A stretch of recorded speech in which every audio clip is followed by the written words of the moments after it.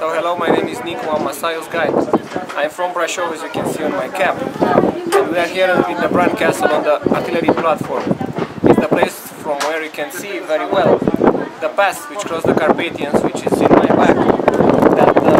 That road which used to cross the Carpathians, and the castle, as you can see from the construction, closed that pass perfectly to not let the enemy to enter in Transylvania using this pass. On the left side of the road you can see some houses which used to be the customs houses, and over the road it used to be a gate, and you can see on the right side of the road the wall, some ruins of a wall, of an ancient wall.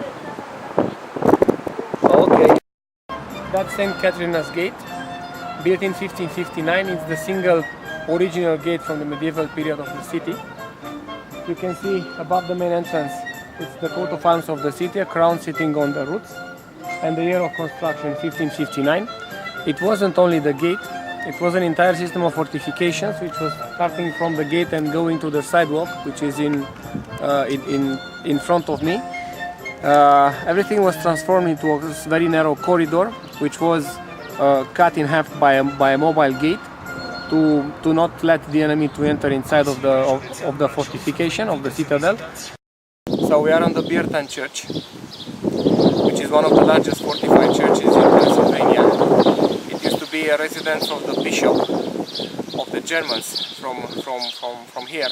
That's why it's so large and have 3 lines of walls. It was built at the beginning of the 16th century, and here we are between the gate tower and the clock tower of the church. The church for the moment is closed.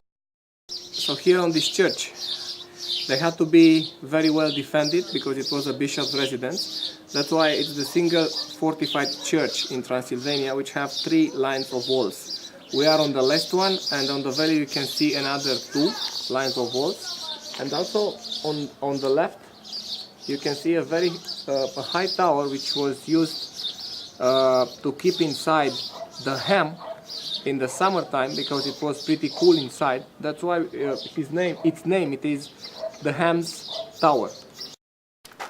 So here we have another tower of the fortification which was used after the reform of Luther in Transylvania, so after 1535. It was used as a chapel for those families of Germans from this village which refused to change the Catholic religion with the evangelical one. So the community took the church and transformed it into a Protestant church, but left a small tower as a chapel for the families which refused to change their religion. It's a symbol and an example of religious tolerance in this area. So here on my back in this building it was functioning that so-called matrimonial prison of the village, which it means that the husbands which wants to divorce, before to be pronounced this divorce, they was forced to spend 1 week together in this house. Usually after that 1 week they refuse to divorce and they remain together. The secret it was to share everything between them. So they have inside only 1 spoon, 1 cup, 1 bed, one glass of water. So this is the Biertan fortified church. So it's the Biertan church, the fortified church in Transylvania, built in the 16th century at the beginning as a residence of the bishops of the Germans from Transylvania. So we are on the Mălânkrav church. It's another fortified church, smaller than the previous one, the one from Biertan, and it's the single fortified church in Transylvania which still have the original fresco from the 15th century.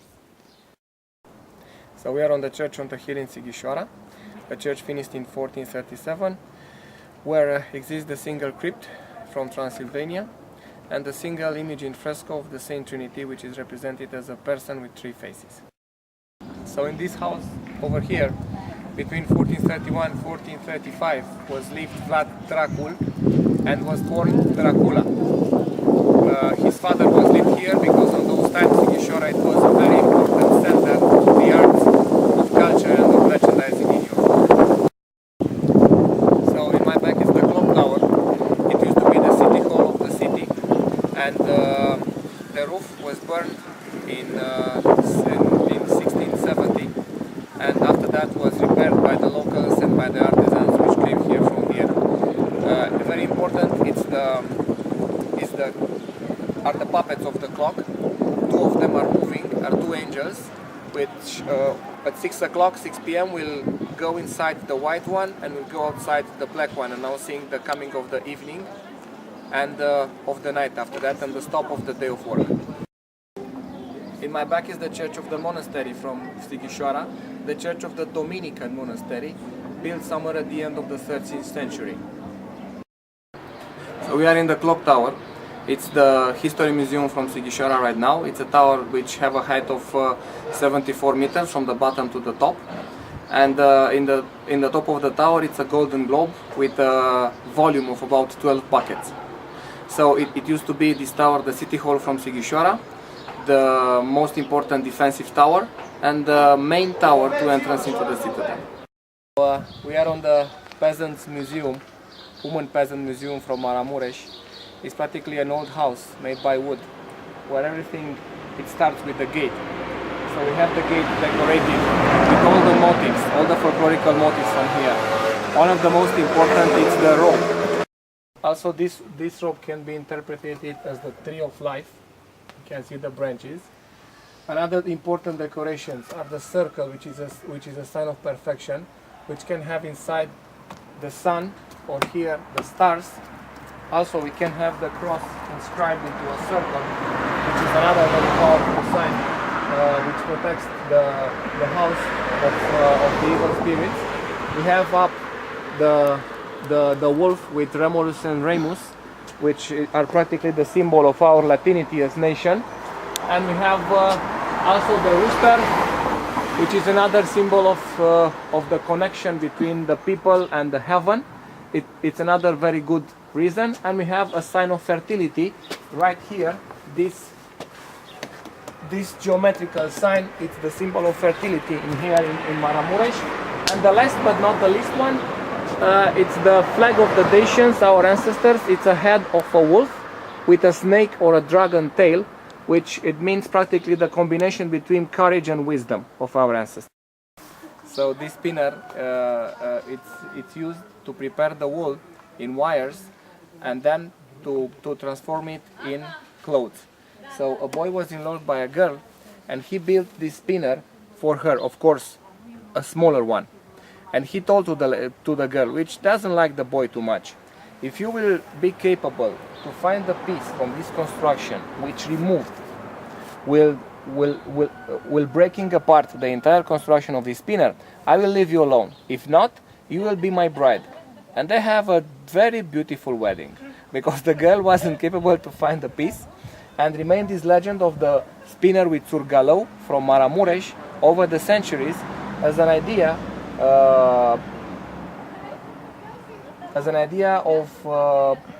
of construction of this kind of. Here we are inside of a house built in 1784. Here we have different types of bread which are made for different celebrations. For example, for the Easter reasons, for weddings, for birthdays, for funerals. Here we have a very old instrument which was used to make mashed potatoes. You push the boiled potatoes on that side, and then with this one you mash them, transforming into the mashed potatoes, which is very good. Here we have masks, which was used on games, on plays, in fact, on the streets, on the Christmas time and on the Easter time. And this is a very popular instrument. It's a ghost. We call it the ghost. It's used on the New Year's Eve when the boys are dressing it with it and go to the houses of the people to wish them a new prosperous year, and they sing a song which is sound like this. This is the rhythm.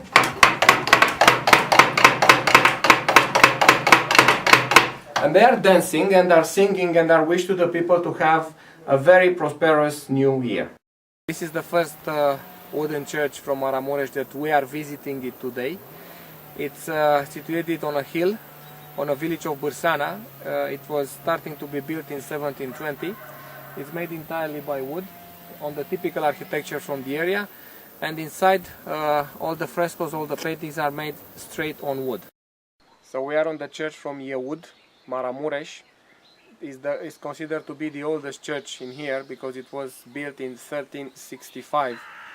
Only the resistance structure from the basement, from the foundation, remain from 1365. The rest of the church, like roof and the walls, was rebuilt after that couple of times, but the foundation remained from 1365. So we are on Hotel Castle Dracula, on the top of Tihuța Pass, or Borgo Pass as it is known in the novel Dracula of Bram Stoker. So it's the place where it's considered that it was the real castle of the vampire from the book. We'll go now to visit his room and his car. So we are on the porch of the Moldovița Monastery. Right behind me it's the Last Judgment. It's one of the most important frescoes in the Moldavian churches and represents the moment of the end of the world, the moment when Christ will judge everybody after his facts and acts, good or bad.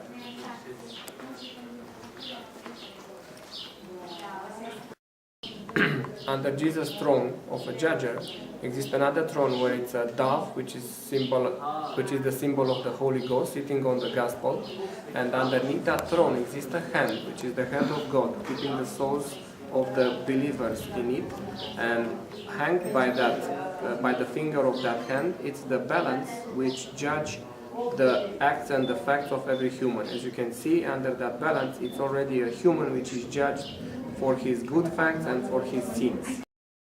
On my back is the Last Judgment from the Voronezh Monastery, which was built in 1488. We have 5 plans. On the first 3 from the top to the bottom we have God, Christ and the Holy Ghost of the same Trinity. On the left is the hell, on the right it's heaven. More monastery, built in 1530, another UNESCO monastery from Bucovina, Moldova, Romania. Here in my back it's the Final Judgment, and inside it's are one of the most interesting pictures from the monasteries from here. So, Palace of Culture from Iași. In my back the palace is in renovation, and it's the statue of Stephen the Great, the most important king of Moldova between 1457 and 1504. So important that he defeated twice the great army of Mahomet II, the conqueror of Constantinople.